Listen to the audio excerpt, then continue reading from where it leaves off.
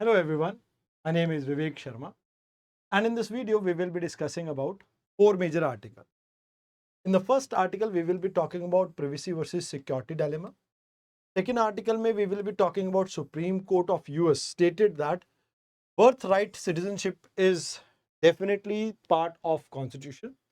Then we will be talking about Project Tiger and last में we will be talking about American Constitution के बारे में because अभी recently 250 साल पूरे हुए हैं इसके, तो we will be discussing about that also. तो अभी क्या हुआ, जैसे टेलीग्राम के अंदर आपको देखने को मिलता है ना, जैसे एक एग्जांपल देता हूँ, @VIVEK1810 ये मेरा टेलीग्राम आईडी है. अब क्या होता था कि मेरे को अपना मोबाइल नंबर अगर किसी को नहीं देना है तो मैं अपना टेलीग्राम आईडी देता था और इजीली उससे चैट कर सकता था. अब टेलीग्राम इस वजह से पॉपुलर भी हुआ क्योंकि एक प्रिवेसी आपके पास रहती है, आपका नंबर किसी के पास नहीं जाता.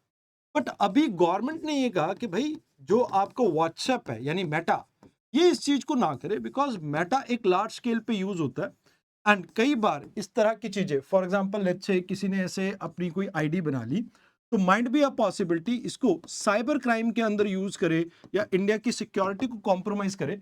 तो इस वजह से अभी यहाँ पे कहा कि भाई आप इस यूजर नेम वाले फीचर को इंट्रोड्यूस मत करो. तो आपको ये याद रखना है सेक्शन 79 ऑफ आईटी एक्ट 2000 ये कहीं ना कहीं आपको सेफ हार्बर की पॉलिसी प्रोवाइड करता है. सेफ हार्बर क्या होता है, जैसे फॉर एग्जांपल जितने भी आपके थर्ड पार्टी के जो भी लाइक कंटेंट है, फॉर एग्जांपल अच्छे मेटा है, इंस्टाग्राम हो गया, फेसबुक हो गया, तो ये खुद का कंटेंट जनरेट नहीं करते. ये क्या करते हैं कि आपके कंटेंट को पब्लिश करने का काम करते हैं. तो इसमें इनकी लाइबिलिटी कुछ नहीं होती कि इन केस अगर किसी ने कंटेंट पब्लिश किया है, अगर ये टाइमली उसको रिमूव कर दे 36 आवर्स या 24 आवर्स की जो भी लिमिट है, तो उसमें अगर इसको रिमूव कर देते तो इनके ऊपर कोई भी लीगल एक्शन नहीं होता. तो यहाँ पे ये कहा जाता है कि भाई ये एक तरह का कैटलिस्ट रूल ये कहता है कि भाई एक इम्यूनिटी आपको प्रोवाइड की जाएगी आपके प्लेटफॉर्म को अगर आप न्यूट्रल रह के बिहेव करते हैं. तो उस केस में अगर आपने जो इंटरमीडियरीज हैं, टाइम जो आपको दिया गया उसके अंदर कंटेंट को रिमूव कर दिया, तो आपके ऊपर कोई लीगल एक्शन नहीं होगा. तो श्रेया सहगल वाले केस में कहीं ना कहीं इसका बेस रखा गया था, जहां पे लाइक ये कहा गया था कि एक्चुअल नॉलेज एक इंपॉर्टेंट वर्ड यहाँ पे यूज किया गया था कि भाई इन केस लाइक किसी ने कोई कंटेंट पब्लिश किया और उस कंटेंट के अंदर किसी को हार्म करना उसकी मंशा नहीं है, तो उस चीज के केस में यहाँ पे आप कह सकते हो कि उसके ऊपर कोई भी लीगल लाइबिलिटी नहीं बनती है.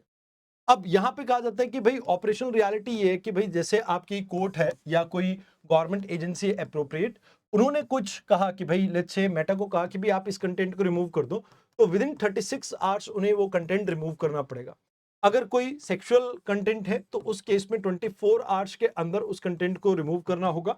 अब इसमें स्मॉल जो आपके सोशल मीडिया इंटरमीडियरीज होते हैं उन प्लेटफॉर्म के लिए तो यहाँ पर गवर्नमेंट ने कहा कि भाई ठीक है, अगर आप लाइक थोड़ा बहुत उनको रिलैक्सेशन दिया, बट जो सिग्निफिकेंट जिनके जो बेस है वो 50 लाख यूजर से ऊपर है यानी 5 मिलियन से ऊपर है, उनके लिए यहाँ पर थोड़े से आप ये कह सकते हो कि स्ट्रिंजेंट और स्ट्रिक्ट एक्शन के ऊपर बात की गई है. तो कहते हैं कि भाई ड्यू डिलिजेंस रखना बहुत जरूरी है. ऑल्दो ये नहीं है कि आपको सारा कंटेंट हमेशा चेक करना होगा, बट हाँ यहाँ पे साइबर फ्रॉड को रोकना बहुत जरूरी है. और कहीं ना कहीं ये जो डिजिटल अरेस्ट वाली जो प्रॉब्लम आपको आज की डेट में जो डिजिटल लिटरेसी की कमी के कारण देखने को मिलती है, तो वो आपको ठीक करने के लिए काफी जरूरी है. एंड यहाँ पे सेलिब्रिटी के नेम से किसी को भी फेक आईडी बना के कोई भी किसी के साथ चैट करेगा तो वो प्रॉब्लम हो सकती है. एंड कहीं ना कहीं स्टेट की जुरिस्डिक्शन पावर के ऊपर भी आप ये कह सकते हो कि इससे असर पड़ सकता है. तो कहते हैं कि भाई देखो इससे प्रिवेसी तो इनहांस होगी, कहीं ना कहीं आप किसके कौन आपको ढूंढ सकता है उसके ऊपर डिस्कवरेबिलिटी के ऊपर भी आप कंट्रोल कर सकते हैं. मोर ओवर यहाँ पे आप पिन बेस सेफगार्ड इंप्लीमेंट कर सकते हैं, जहाँ पे अगर आपने लॉगिन करना है तो आपको लॉगिन करने के लिए यूजर नेम को यूज करने के लिए अपना पिन यूज करना पड़ेगा. पिन का ओटीपी आपके लेट्स से मोबाइल के ऊपर आ सकता है, तो वो चीजें आप यहाँ पे इंश्योर कर सकते हो. बट यहाँ पे अगर हम बात करें तो कुछ आपके 3 ऑफिसर्स हैं जो मैंडेटरी है लोकल अपॉइंटमेंट. तो एक है chief compliance officer, he will be the senior management जो कि पर्सनली किसी भी तरह की रिस्पॉन्सिबिलिटी के लिए जिम्मेवार होगा. फिर नोडल कॉन्टैक्ट पर्सन होगा जो 24/7 कोऑर्डिनेट करेगा लॉ इन्फोर्समेंट एजेंसीज के साथ. और फिर रेजिडेंट ग्रीवेंस ऑफिसर होगा, तो ये आपके वो पर्सन होंगे जो कंप्लेंट वगैरह को डिस्प्यूट को एड्रेस करने का काम करेंगे. तो यहाँ पे इससे रिलेटेड ये मेंस का क्वेश्चन है और ये प्रीलिम्स का क्वेश्चन है. आइए अब बात करते हैं स्कॉटस की. अब यहाँ पे अगर हम बात करें, स्कॉटस क्या है, supreme court of United state. अब इन्होंने क्या बात की है आप इसको समझो. देखो, जो डोनाल्ड ट्रम्प थे, इन्होंने एक एग्जीक्यूटिव ऑर्डर निकाला 14160। इसके अंडर इन्होंने कहा कि भाई देखो, आप अगर या यूएसए में पैदा होते हो, तो यूएसए में पैदा होने का मतलब ये नहीं है कि आपको यहाँ का सिटीजनशिप मिल जाएगी। तो इस चीज को रोकने के लिए इन्होंने ये एग्जीक्यूटिव ऑर्डर लॉन्च किया था, बट यहाँ पे सुप्रीम कोर्ट ने 6:3 की जजमेंट के थ्रू इस चीज को कहा कि भाई देखो, एक चीज समझो कि अगर कोई पर्सन इंडिया मतलब यूएसए में पैदा होता है, तो बाय बर्थ उसका राइट है, वो उसको अधिकार मिलेगा। तो यहाँ पे ऑटोमेटिकली उसे ग्रांट कर दी जाएगी अगर वो पर्सन यूएसए के अंदर बॉर्न हुआ है, यानी उसकी फिजिकल टेरिटरी में बॉर्न हुआ है, रिगार्डलेस उसके फादर मदर की क्या भी कोई भी आपकी नेशनैलिटी हो। जस्ट सॉइल के कॉन्सेप्ट यहाँ पे अप्लाई होता है, जहां पे ये कहा जाता है कि भी एक पर्सन को बाय बर्थ यूएस की सिटीजन मिलती है। कहते हैं कि भी ये 14th अमेंडमेंट के साथ 1868 में और माइग्रेशन एंड नेशनैलिटी एक्ट 1952 के अंदर सिक्योर किया गया था। तो ऑटोमेटिकली बर्थ के साथ बच्चे को यहाँ पे यूएस की सिटीजनशिप मिल जाएगी। तो इसको एग्जीक्यूटिव का ओवररीच कहा कि भाई आपके पास कानून बनाने की प्रक्रिया नहीं है, वो कांग्रेस का काम है, वो कांग्रेस को करने दीजिए।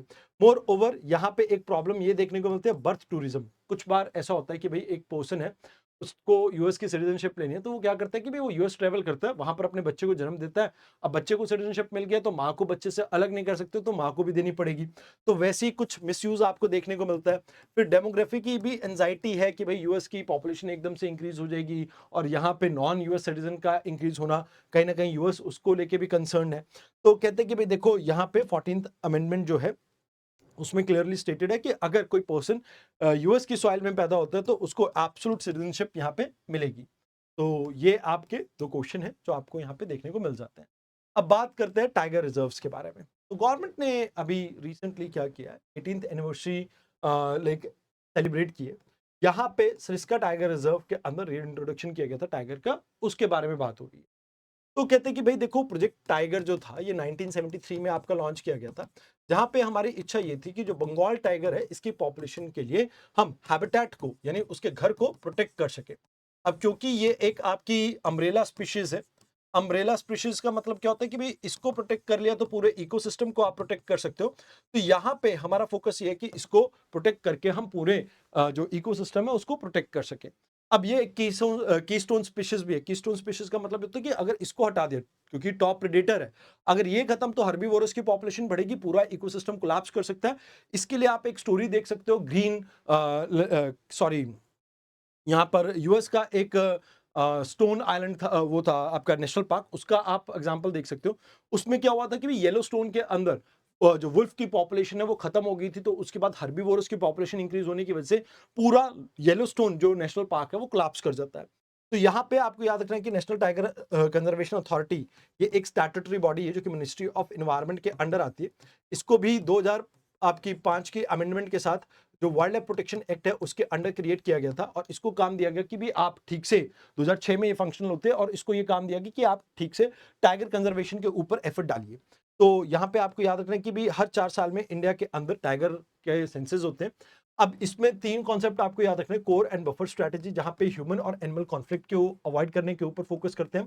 कोर जोन जो होता है नेशनल पार्क या सेंचुरी होती है, जहां पे आप ये कह सकते हो कि फ्रीली बिना ह्यूमन डिस्टर्बेंस के साथ बिना ह्यूमन डिस्टर्बेंस से मतलब आप इस एरिया को प्रोटेक्ट करते हो, ह्यूमन किसी भी तरह से यहाँ पे इंटरफेयर नहीं करेंगे, और वाइल्ड लाइफ की पॉपुलेशन यहाँ पे आपकी कहीं ना कहीं ये सपोर्ट करते हैं।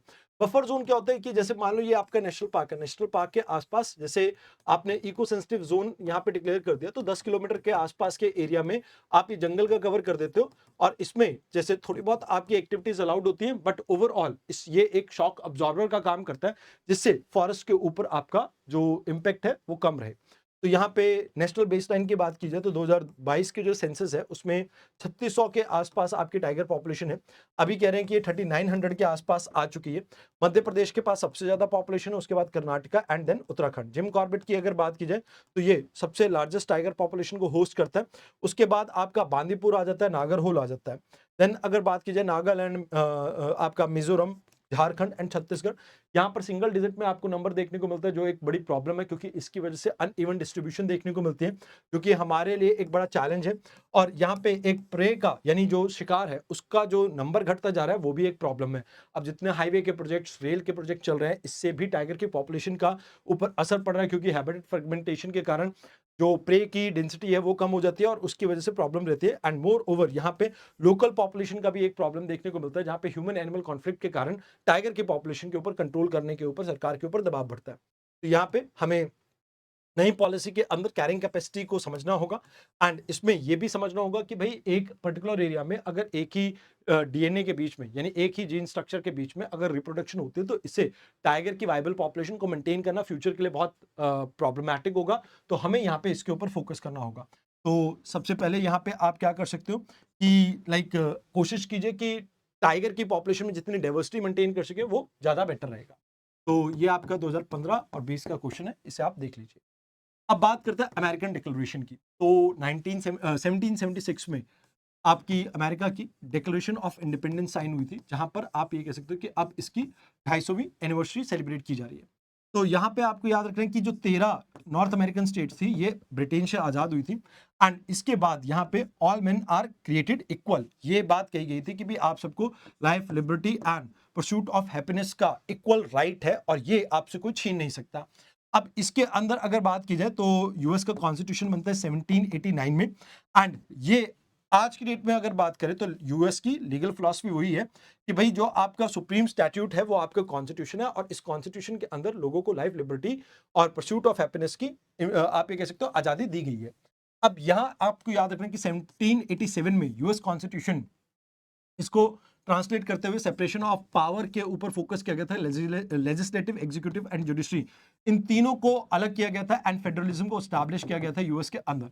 लिमिटेड गवर्नमेंट को एस्टैब्लिश किया गया था, जहां पे ये कहा गया था कि भाई गवर्नमेंट के अथॉरिटेरियनिज्म को प्रोटेक्ट मतलब रोकने के लिए, प्रिवेंट करने के लिए हम कॉन्स्टिट्यूशनलिज्म को प्रमोट करेंगे, जहां पर गवर्नमेंट के पास एब्सोल्यूट पावर नहीं है, जो भी कॉन्स्टिट्यूशन के अंदर रिटन है वो आपका सुप्रीम होगा। तो यहाँ अमेरिका के साथ अभी इशू क्या देखने को मिल रहा है कि भाई एक तो फ्रीडम एंड एक्सप्लॉइटेशन आपको देखने को मिलता है, एक पैराडॉक्स आपको देखने को मिलता है कि भाई आप फ्रीडम के बारे में बात करते हो बट स्टिल यहाँ पे एक्सप्लॉइटेशन बहुत ज्यादा देखने को मिलता है एंड कुछ स्ट्रक्चरल पोलराइजेशन यहाँ पे देखने को मिल रहा है आज की डेट में। एंड अगर आप देखें तो यहाँ पे डेमोक्रेटिक लाइक आप ये कह सकते हो कि जो वैल्यूज है अब उस तरह से उतनी शाइन नहीं करती हैं। तो कहते हैं कि भाई देखो एक बात यह है कि हमें कॉन्स्टिट्यूशनल इंजीनियरिंग के ऊपर फोकस करना होगा, जहां पे चेक एंड बैलेंस, क्योंकि जैसे जिस तरह से डोनाल्ड ट्रंप रिसेंटली बिहेव कर रहे हैं उसके अंदर आपको चेक एंड बैलेंसेस को मेंटेन करने की जरूरत है and more over constitutional engineering के ऊपर आपको फोकस करते हुए यहाँ पे ये इंश्योर करना है कि जो राइट्स हैं वो सबके राइट्स को यहाँ पे सिक्योर किया जा सके। तो यह याद रखना कि ये मेंस का और ये आपका प्रीलिम्स का क्वेश्चन है जिसको आप देख सकते हैं। तो आज की डेट में इतना ही था डिस्कशन के अंदर। धन्यवाद।